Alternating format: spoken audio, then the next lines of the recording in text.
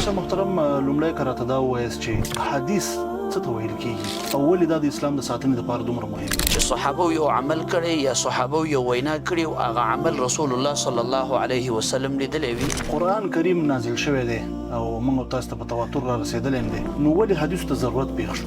هغه خلک چې هغوی د محمد رسول الله صلی الله علیه وسلم د احادیثو نه انکار کوي، نو هغه عوامو ته داسې شبهات هغه مخې ته ورچوي او عوام په دغه خبرو باندې هغه دوکه کوي. ځینې خلک شیخ صاحب په دې ځای کې دا یو اعتراض کوي کله کله چې تاسو ته څنګه دا معلومیږي چې دا واقعا حدیث دی که نه دی؟ د حدیث سند هغه به ته اول ګوري چې دې کې اتصال شته او که نشته او که انقطاع پکې ده.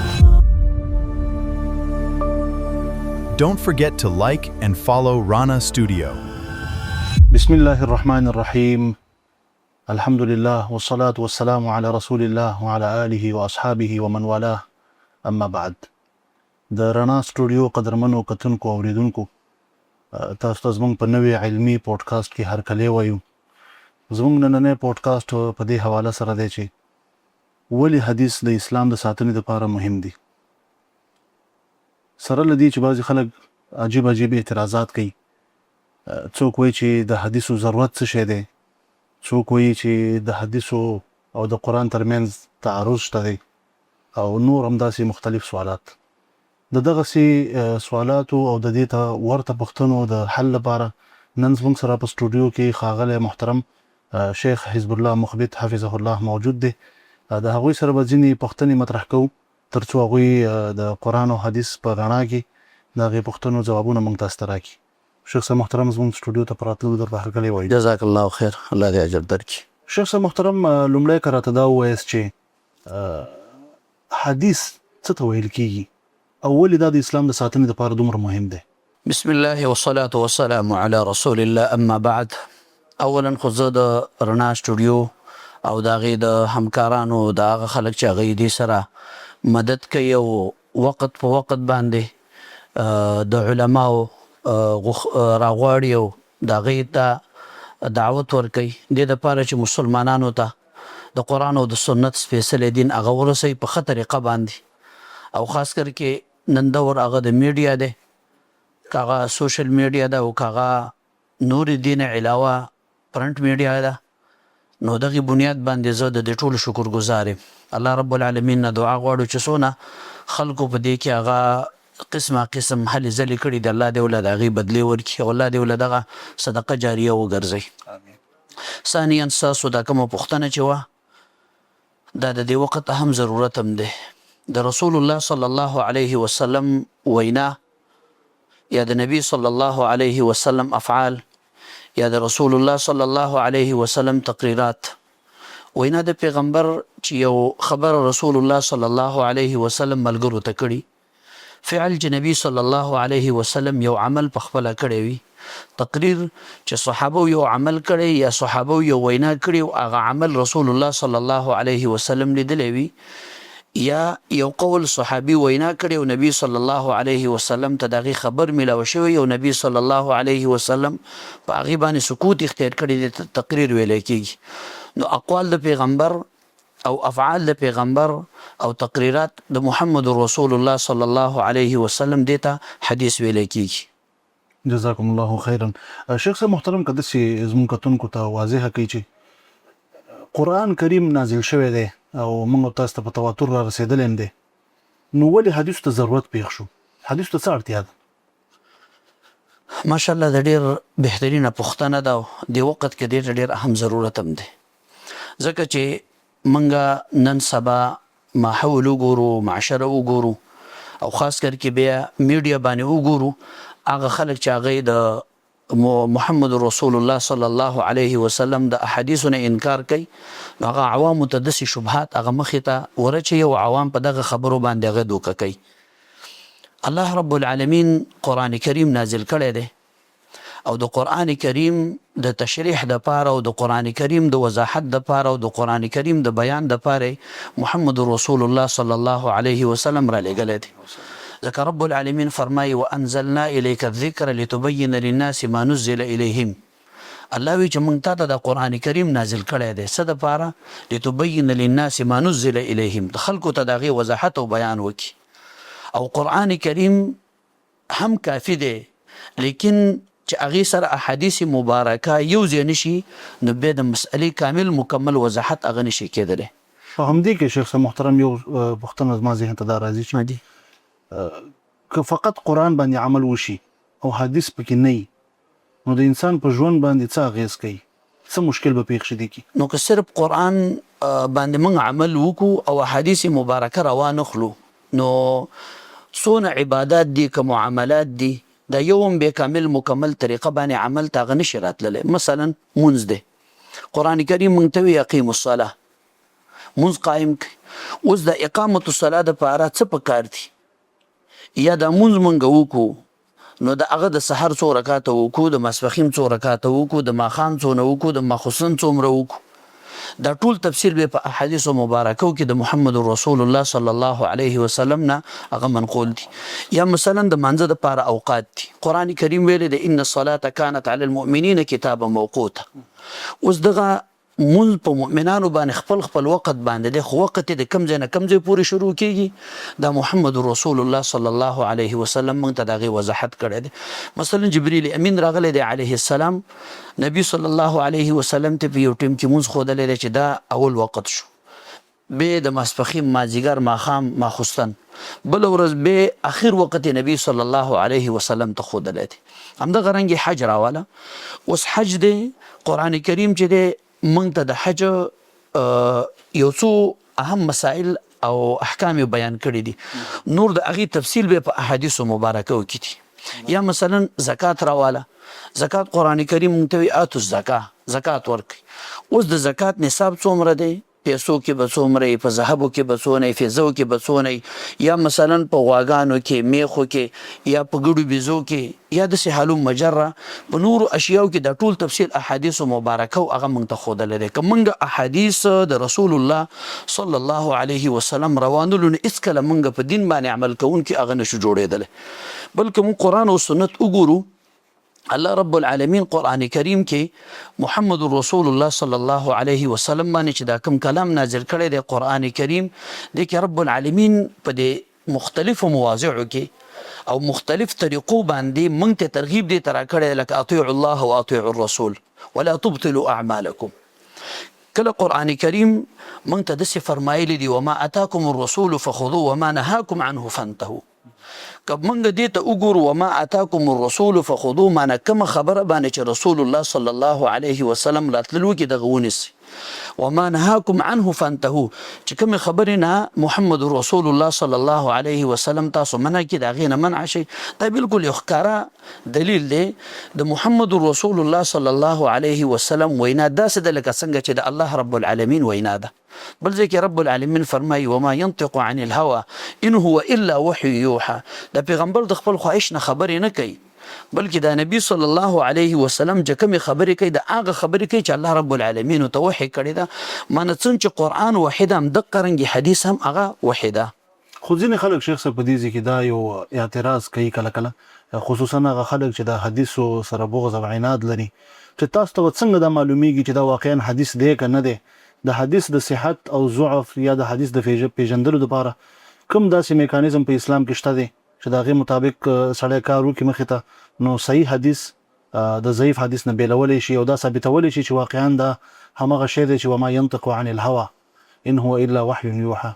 د دې د ثابتولو لپاره به علما او محدثینو داسې کوم کوشش کړی دی چې هغې باندې دا معلومه شي؟ جزاکم الله خیر. دا یو ډېر بهترین پوښتنه تاسو وکړه. لکه دې دور کې د منکرین حدیثو همدغه ډول اعتراضونه هغوی کوي. که موږ دا وګورو علما کرام او به داسې علما چې هغوی هم د دې د احادیثو د محمد رسول الله صلی الله علیه وسلم د خدمت دپاره خپل ژوند هغه وقف کړی، هغې دپاره مستقل قواعد او قوانین هغه جوړ کړي دي.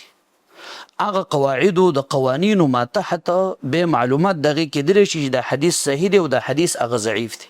او دا د علماو خپله شخصي د خپل ځان نه دا قاعده نه ده جوړ کړې، بلکې د احادیثو مبارکه او د قرآن کریم نه دغه مسائل هغه راویستي دي او د هغې مسایلو په بنیاد باندې دا قاعده جوړه شوې ده. مثلا موږ حدیث پیژنو چې دا حدیث صحیح دی، نو موږ به راوي طرف ته مزل کوو، راوي به ګورو چې د راوي عدالت څنګه دی، د راوي ضبط څنګه دی، به ګورو چې دا راوي چې کومه دا خبره د محمد رسول الله صلی الله علیه وسلم مونږ ته نقل کوي د دې دا کوم استاد دی یا د استاد دی ایا د خپل استاد سره لقاء ملاقات شوی دی او کنه دی شوی اتصال د سند ډیر لازم او اتصال د سند.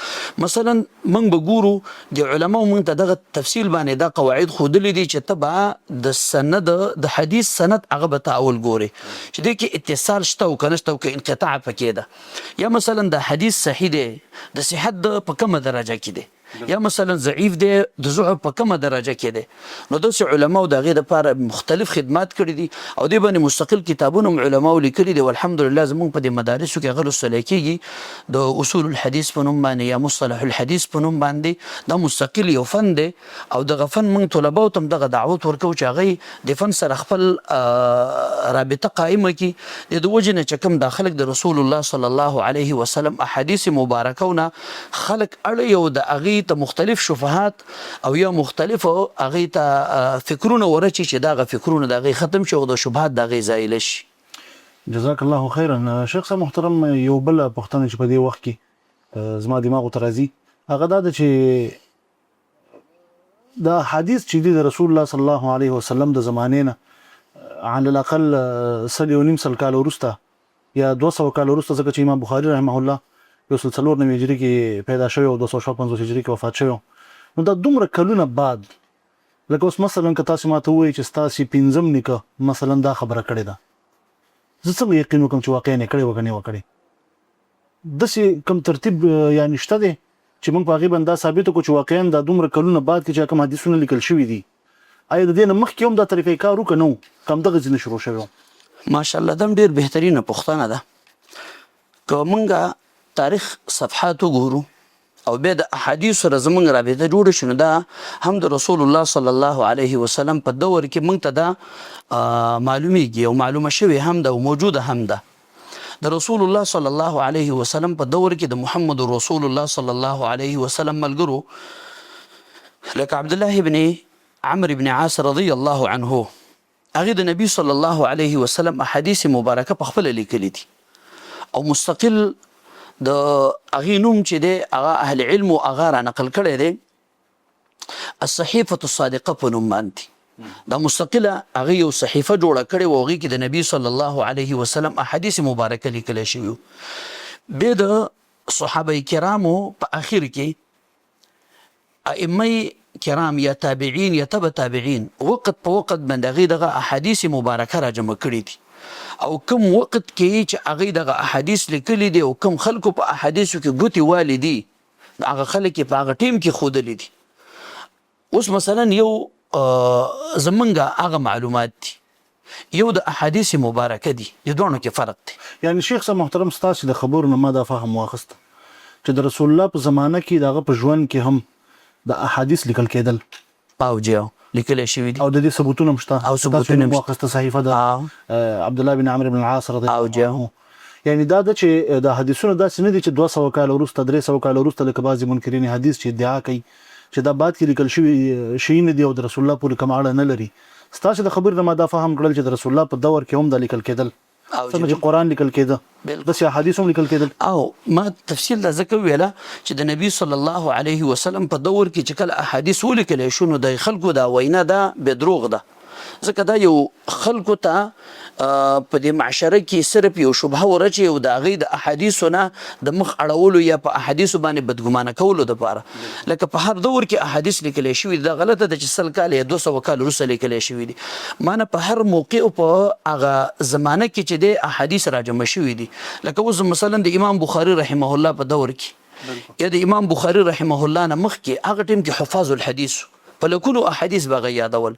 یو خو زموږ حافظه ده چې زره حدیث موږ ته نه دي، هغې امام بخاري رحمه الله او د امام مسلم رحمه الله یا نور محدثین هغې په لکونو احادیث یادو او بیا د هغې لکونو احادیثو نه هغې په شمار یو څو احادیث هغې په بیا په کتابونو کې هغه را جمع کړي. لکه امام بخاري رحمه الله په دې خپل کتاب کې د شپږ لاکو احادیثو نه تقریبا هغه شپږ زره احادیث هغه نقل کړي دي. نو معنا دا ده چې د سینه د چې هر یو سړی را پاسېدلی ځان یو څه ویلي دی او هغې لیکلي دي، بلکې هغه علماو او دغه تابعینو تبع تابعینو د صحیح او د ضعیف هغه تقسیم هم کړی دی چې کوم هغې شروط ایښي د هغې دپاره هغه شروطو موافق احادیث د رسول الله صلی الله علیه وسلم راجمع کړي دي او هغې لیکلي دي به.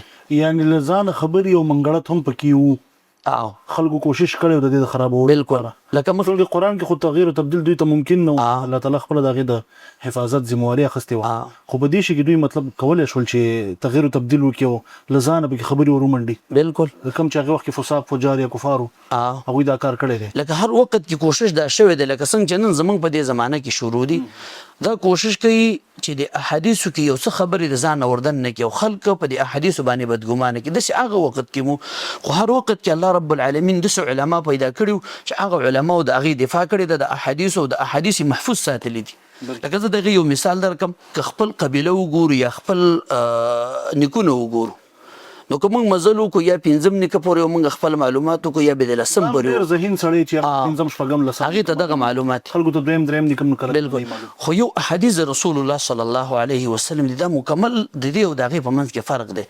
هغه دا دی چې د نبی صلی الله علیه وسلم نه چې دا حدیث نقل کوي صحابي نقل کوي، بیا د هغې صحابو نه راځي تر اخره زمونږ ته رارسي. موږ چې اوس حدیث نقل کوو د محمد رسول الله صلی الله علیه وسلم، موږ داسې نه ویو چې ما د پیغمبر نه دا اورېدلی دی، ځکه که داسې ما وویله زه به دروغجن یم.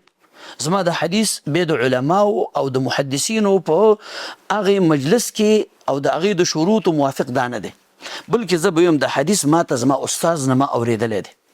مثلا زما استاد په احادیثو کې شیخ عبدالعزیز نورستاني حفظه الله دی، یا مثلا شیخ عبدالسلام رستمی رحمه الله دی، یا مثلا شیخ القرآن والحدیث علامه المحدث شیخ غلام الله رحمتی رحمه الله.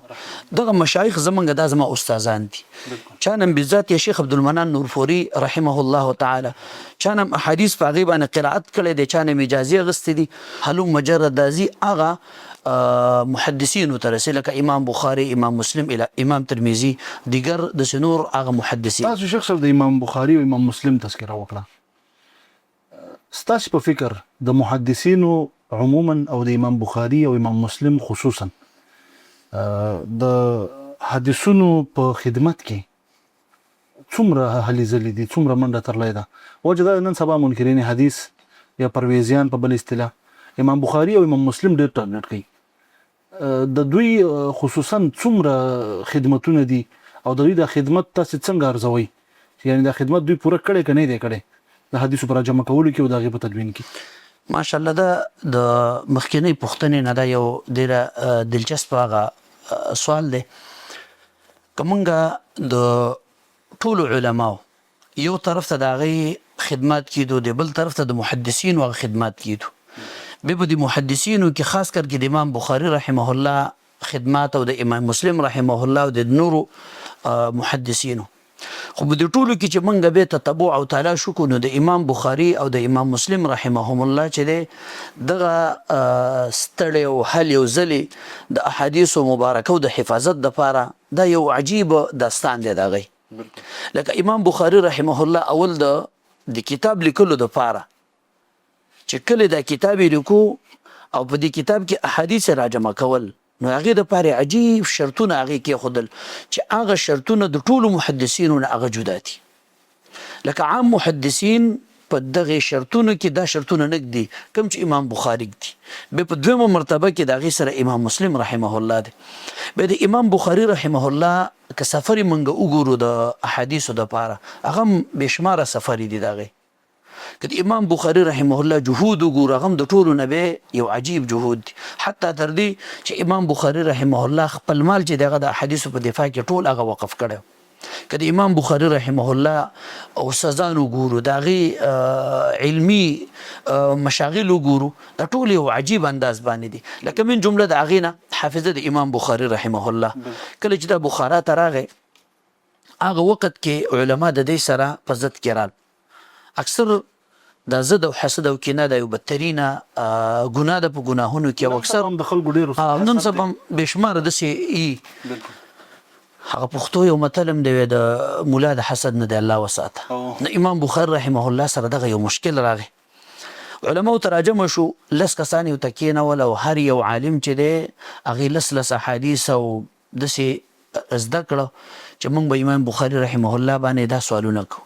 خو عجیب یې دا وکړه چې د لس حدیث چې کوم عالم ته به یاد و هغې سندونه بل له ورکړه، د بل متن یې راواغوستو، ما نه دی ګډوډ کړه. خپلو کې یعنې د حدیثو د متنونو د سندونو تفریق یې وکړو. تفریق یې وکړو، د یو بل سره ګډ چې امام بخاري رحمه الله نه امتحان اخلي.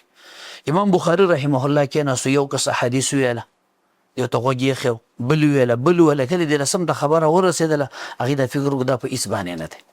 بیرته ته امام بخاري رحمه الله ویل ستا چې کوم متن دی د حدیث د رسول الله صلی الله علیه وسلم وینا ده، نو دا د سند چې دی د پلانکي سره دی، ټول یو ته بېته مربط شکل باندې هغه وړاندې کړ. ماشاءالله. لکه دا د احادیثو د حفاظت دپاره دا یو نمونه ده.